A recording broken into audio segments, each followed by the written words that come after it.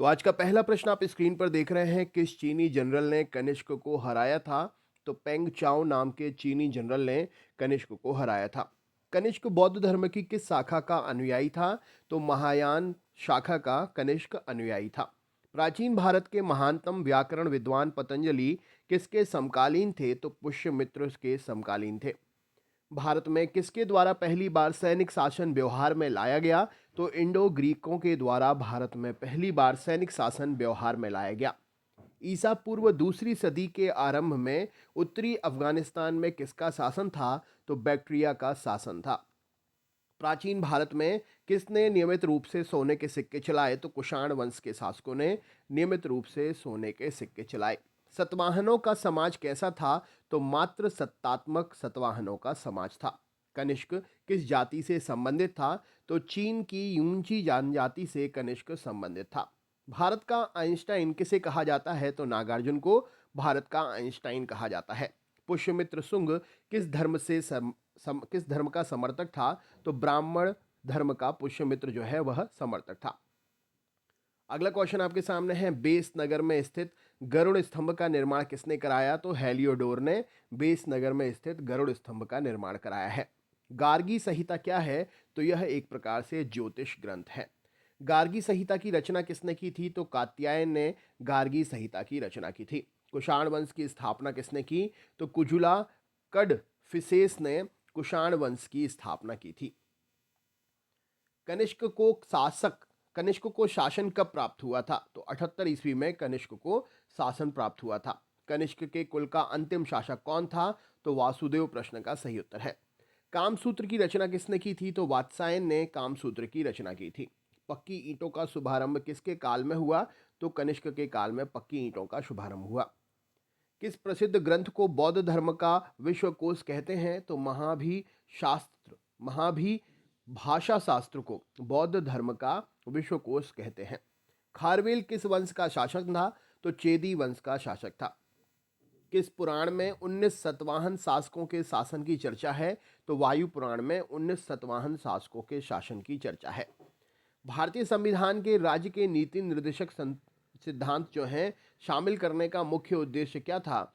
तो कल्याणकारी राज्य की स्थापना करना मुख्य उद्देश्य था। नीति निर्देशक तत्व एक ऐसा चेक है जो बैंक की सुविधा अनुसार अदा किया जाएगा। यह कथन किसका है? तो केटी शाह का कथन है। भारतीय संविधान का कौन सा अंग समाजवादी व्यवस्था करने की प्रेरणा देता है? तो नीति निर्देशक तत्व समाजवादी व्यवस्था करने की प्रेरणा देता है। संविधान में कल्याणकारी राज्य का आदेश कौन देता है? तो यह नीति निर्देशक तत्व देते हैं। नीति निर्देशक तत्वों का क्रियान्वयन किस पर निर्भर करता है? तो सरकार के पास उपलब्ध संसाधनों पर निर्भर करता है। मौलिक अधिकार और राज्य के नीति निर्देशक तत्वों में क्या समानता है? तो ये एक दूसरे के पूरक होते हैं। क्या नीति निर्देशक तत्वों को कार्यान्वित करने के लिए मूल अधिकारों का हनन हो सकता है? तो कुछ जो है मूल अधिकारों का हनन हो सकता है। समान कार्य के लिए समान वेतन भारत के संविधान में कहाँ सुनिश्चित किया गया है? तो राज्य के नीति निर्देशक तत्वों में यह सुनिश्चित किया गया है। भारत के संविधान में अंतर्राष्ट्रीय सुरक्षा को प्रोत्साहन देना कहाँ सन्निहित है? तो राज्य के नीति निर्देशक तत्वों में यह जानकारी मिलती है। संविधान का कौन सा अंश भारत के नागरिकों को आर्थिक न्याय प्रदान करने का संकेत करता है? तो नीति निर्देशक तत्वों में यह जानकारी मिलती है। राज्य के नीति निर्देशक सिद्धांतों में से किस अनुच्छेद का संबंध अंतर्राष्ट्रीय शांति और सुरक्षा से है? तो अनुच्छेद 51 में यह जानकारी मिलती है।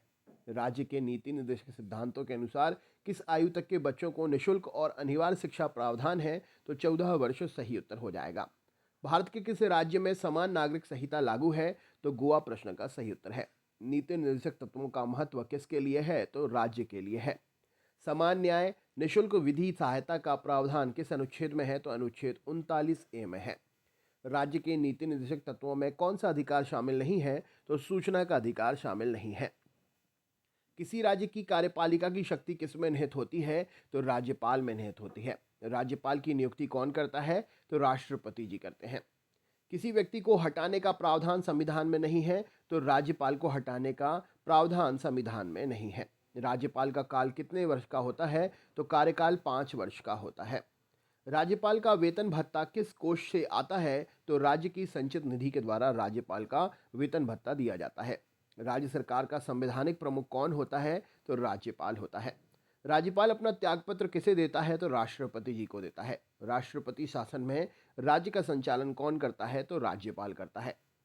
कौन व्यक्ति राष्ट्रपति की इच्छा अनुसार अपने पद पर बना रह सकता है? तो राज्यपाल सही उत्तर हो जाएगा। राज्यपाल पद हेतु न्यूनतम आयु कितनी है? तो लगभग 35 वर्ष है। राज्यपाल विधानसभा में कितने आंग्ल भारतीयों की नियुक्ति कर सकता है? तो एक आंग्ल भारतीय की नियुक्ति राज्यसभा में कर सकता है, विधानसभा में कर सकता है। भारत की पहली महिला राज्यपाल कौन थी? तो सरोजिनी नायडू जी थी। राज्यपाल सोने के पिंजरे में निवास करने वाली चिड़िया के समान है, यह किसके शब्द हैं? तो सरोजिनी नायडू जी के शब्द हैं। किसकी अनुमति के बिना राज्य की विधानसभा में कोई धन विधेयक पास नहीं होता है? तो राज्यपाल सही उत्तर हो जाएगा। राज्यपाल द्वारा जारी किया गया अध्यादेश किसके द्वारा मंजूर किया जाता है? तो विधानमंडल द्वारा मंजूर होता है। राज्य सरकार को कौन भंग कर सकता है? तो राज्यपाल भंग कर सकता है। राज्य के मुख्यमंत्री की नियुक्ति कौन करता है? तो राज्यपाल मुख्यमंत्री की नियुक्ति करता है। राज्यपाल की मुख्य भूमिका क्या है? तो केंद्र और राज्य के मध्य कड़ी बनाकर रखना राज्यपाल की मुख्य भूमिका है। किसी राज्य के राज्यपाल को शपथ ग्रहण कौन कराता है? तो उस राज्य का मुख्य न्यायाधीश। किसी राज्य में राष्ट्रपति शासन के अलावा राज्यपाल शासन भी लागू किया जा सकता है? तो जम्मू कश्मीर सही उत्तर हो जाएगा, लेकिन अब इसमें बदलाव हो गए हैं। भारत के किस राज्य में प्रथम महिला राज्यपाल बनी थी? तो उत्तर प्रदेश में प्रथम महिला राज्यपाल बनी थी। जम्मू कश्मीर के संविधान के अनुसार राज्य में अधिकतम कितने समय के लिए राज्यपाल शासन लगाया जा सकता है? तो 6 माह प्रश्न का सही उत्तर हो जाएगा। जम्मू कश्मीर का सदर ए रियासत पद नाम बदलकर राज्यपाल कर दिया गया। 1965 में यह कार्य किया गया था। राज्य सरकार को भंग कौन कर सकता है? तो राज्यपाल की सिफारिश पर राष्ट्रपति भंग कर सकता है। वर्तमान में राज्यसभा सदस्यों की संख्या कितनी है? तो 245 है। राज्यसभा के लिए प्रत्येक राज्य के प्रतिनिधियों का चुनाव कौन करता है? तो विधानसभा के निर्वाचित सदस्य करते हैं। राज्यसभा में राज्यों का प्रतिनिधित्व किस पर निर्भर करता है? तो राज्य की जनसंख्या पर निर्भर करता है। राज्यसभा में किस राज्य के प्रतिनिधियों की संख्या सर्वाधिक है? तो उत्तर प्रदेश सही उत्तर हो जाएगा। राज्यसभा सदस्य का कार्यकाल कितना होता है? तो 6 वर्ष का होता है। राज्यसभा का सदस्य बनने के लिए न्यूनतम आयु कितनी होनी चाहिए? तो 30 वर्ष होनी चाहिए। किस सदन को भंग नहीं किया जा सकता है? तो राज्यसभा को भंग नहीं कर सकते हैं। लोकसभा और राज्यसभा में गणपूर्ति संख्या क्या है? तो कुल सदस्य का 1/10वां भाग गणपूर्ति संख्या होता है। वह कौन सा सदन है जिसका अध्यक्ष उस सदन का सदस्य नहीं होता है? तो राज्यसभा सही उत्तर हो जाएगा। लोकसभा द्वारा पारित धन विधेयक राज्यसभा को प्राप्त होने के कितने दिन बाद तक लोकसभा तक लौटाया जा सकता है? तो 14 दिन बाद सही उत्तर हो जाएगा। राज्यसभा एक स्थायी सदन है, क्यों? क्योंकि यह कभी भंग नहीं होती। इसके 1/3 सदस्य प्रति 2 वर्ष बाद सेवानिवृत्त हो जाते हैं। राज्यसभा के सदस्यों को नामित करने का अधिकार किसको है? तो राष्ट्रपति जी को है। राज्यसभा की प्रथम महिला सचिव कौन थी? तो वी.एस. रामा देवी जी थी। राज्यसभा पहली बार गठन कब हुआ? तो 3 अप्रैल 1952 सही उत्तर हो जाएगा। राज्यसभा की पहली बैठक कब हुई थी? तो 13 मई 1952 सही उत्तर हो जाएगा। भारत में किसकी स्वीकृति के बिना कोई भी सरकारी खर्चा नहीं होता है? तो संसद की स्वीकृति के बिना कोई सरकारी खर्चा नहीं होता है। राज्यसभा के सभापति की अनुपस्थिति में राज्यसभा का संचालन कौन करता है? तो उपसभापति जी करते हैं।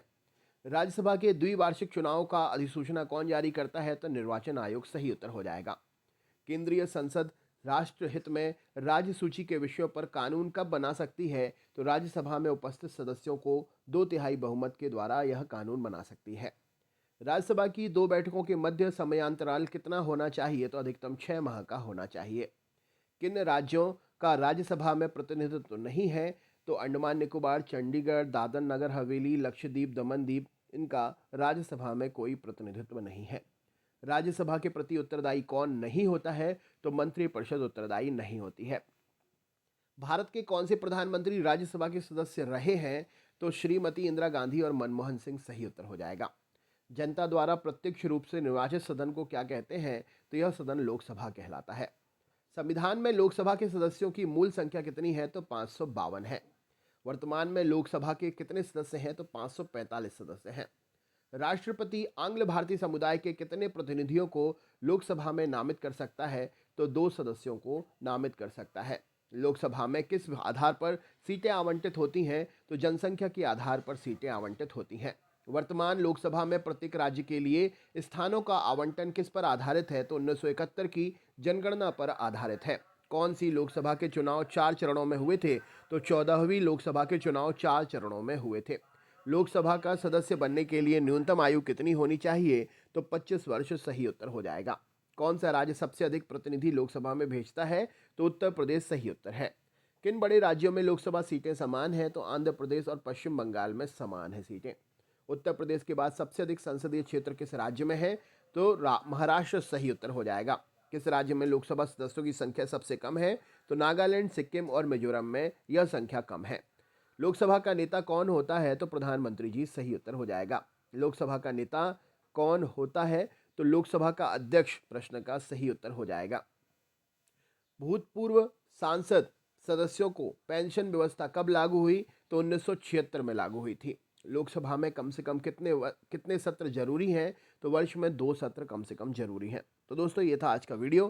कैसा लगा कमेंट करके ज़रूर बताएं। चैनल पर नए हैं तो सब्सक्राइब करना ना भूलें। मिलते हैं नेक्स्ट वीडियो में। बहुत बहुत धन्यवाद।